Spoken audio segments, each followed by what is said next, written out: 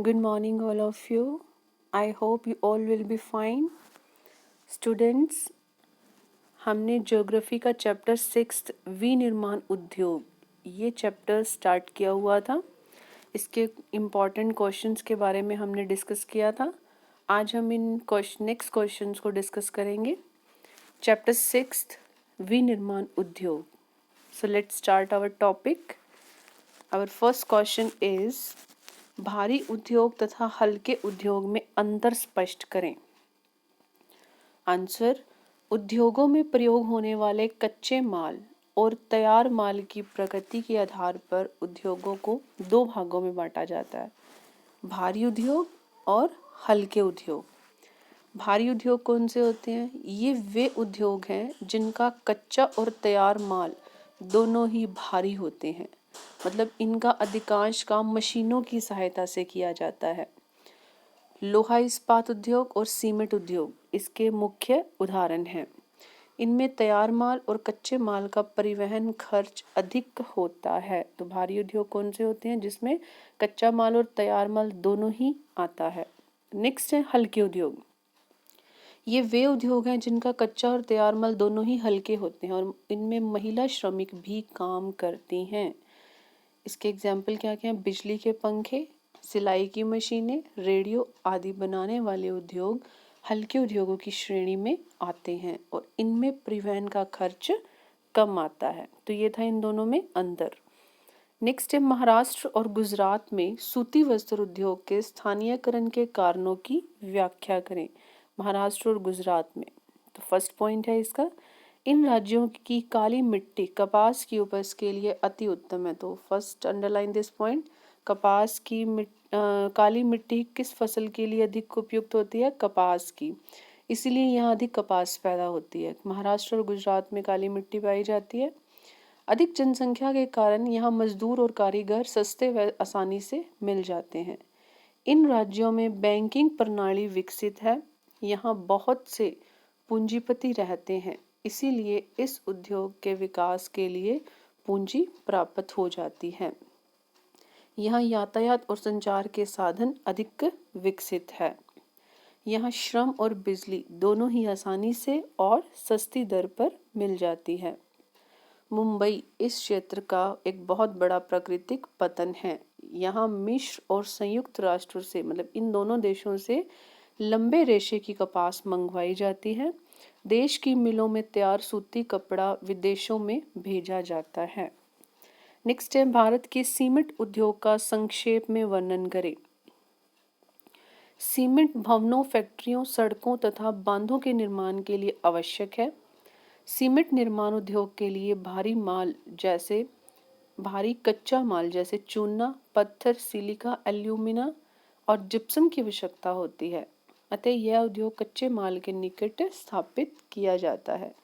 कोयला और विद्युत इसके लिए अन्य आवश्यकताएं हैं। तो पहला सीमेंट संयंत्र कहाँ पे बनाया गया था? 1904 में चेन्नई में स्थापित किया गया था ये। इस उद्योग का विस्तार मुख्यतः स्वतंत्रता के बाद ही हुआ।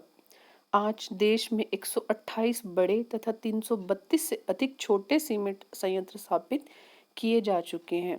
भारत में विभिन्न प्रकार का सीमेंट तैयार किया जाता है और भारतीय सीमेंट की गुणवत्ता सबसे उत्तम होती है। इस समय देश में प्रतिवर्ष 10 करोड़ टन सीमेंट का उत्पादन किया जा रहा है। नेक्स्ट है भारत के पेट्रो रसायन उद्योग का संक्षेप में वर्णन करना। पेट्रो रसायन उद्योग एक नया उद्योग है। इसमें खनिज तेल और प्राकृतिक गैस इस उद्योग के लिए कच्चा माल है। इस उद्योग से प्लास्टिक, कृत्रिम रबड़, कृत्रिम रेशे, रंग रोगन और ग्रीस आदि पदार्थ प्राप्त होते हैं। इनकी संख्या लगभग कितनी है? 200। अपने गुणों के कारण पेट्रो रसायन उत्पादन परंपरागत कच्चे माल जैसे लकड़ी, शीशा और धातु का स्थान ले रहे हैं। यह उद्योग नवीन नए होते हुए भी अर्थव्यवस्था के लिए एक बहुत ही महत्वपूर्ण बन गया है, क्योंकि एक नया उद्योग है। नेक्स्ट है भारत में इलेक्ट्रॉनिक उद्योग का संक्षेप में वर्णन करें। इलेक्ट्रॉनिक उद्योग इलेक्ट्रॉनिक्स की विभिन्न प्रकार की वस्तुएं जैसे कि TV, radio, telephone, cellular phone, computer, रक्षा, रेल, वायुयान, अंतरिक्ष उड़ान तथा मौसम विभागों में प्रयुक्त होने वाले यंत्रों का निर्माण करता है। भारतीय इलेक्ट्रॉनिक उद्योग ने अंतरिक्ष प्रौद्योगिकी के विकास में भी विशेष योगदान दिया है।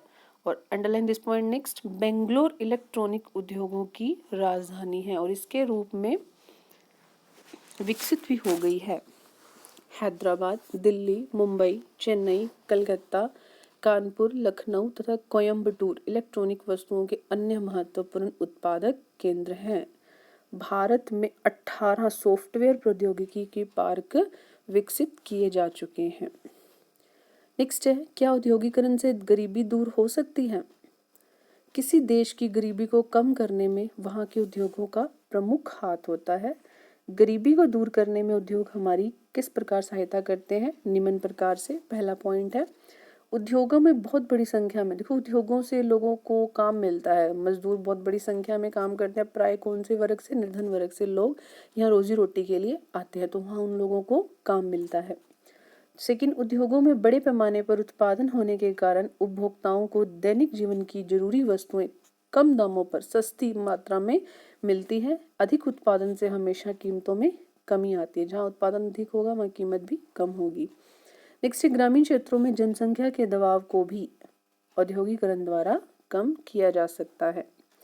औद्योगिक विकास से विदेशी व्यापार बढ़ता है, इससे विदेशी मुद्रा प्राप्त होती है जिसे जनहित कार्यों में लगाया जा सकता है।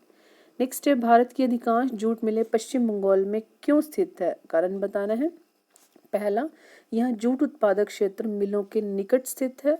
सेकंड, माल की ढुलाई के लिए सस्ता जल परिवहन उपलब्ध है। थर्ड, यहाँ जूट को साफ करने के लिए पर्याप्त मात्रा में जल भी उपलब्ध है और यहाँ बड़ी सस्ते श्रमिक मिल जाते हैं और यहाँ बैंक और बीमा की सुविधाएं भी उपलब्ध है। यहाँ के बंदरगाहों से जूट के सामान का आसानी से निर्यात किया जा सकता है। तो ये थे बेटा इसके शॉर्ट क्वेश्चंस।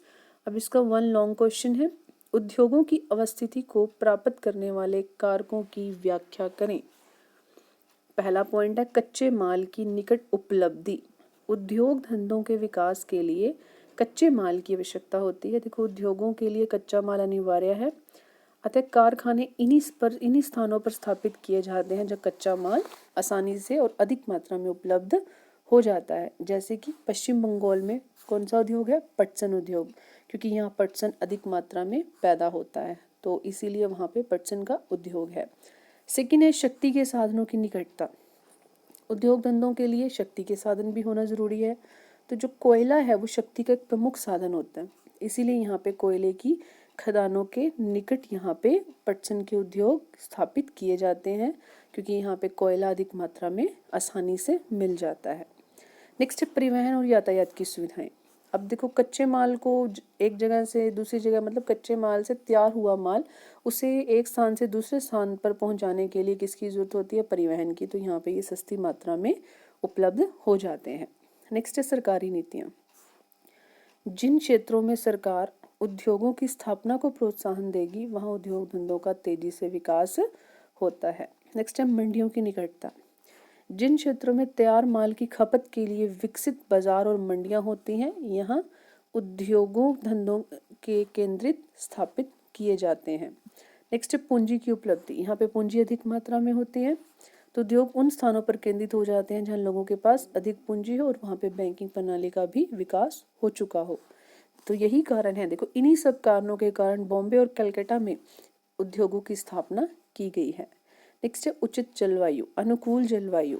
उद्योग धंधों की स्थापना के लिए जलवायु भी एक अन्य महत्वपूर्ण कारक है।